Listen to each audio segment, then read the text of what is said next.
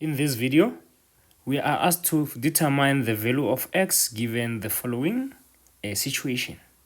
Before we delve into that, I need us to agree with something. I'm just going to write it at the bottom here. We'll come back. If I have, let's say, 2 plus 2 plus 2 plus 2 plus 2. How many 2's are there? There are 5 2's, right? I can say this is 10.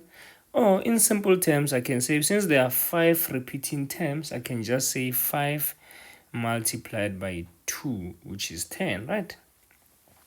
So which means the sum of the same constant is like the product of the number of terms and that constant. So which means if I'm summing a constant, I can just multiply by one constant times how many terms are there. All right.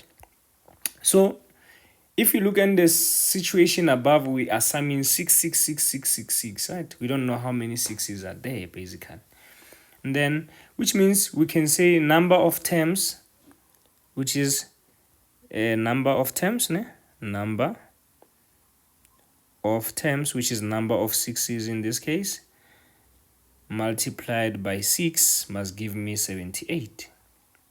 And then remember, number of terms is top number, which is x, minus the bottom, plus 1, according to how we find it, using sigma notation.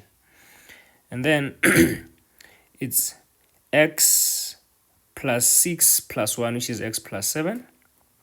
Then you have 6 equals to 78. What is 6 divided by 78? That gives us 13. So you have x plus 7 equals to 13. Therefore, x equals to 6. Equals to 6. And that's it, ladies and gents. Thank you.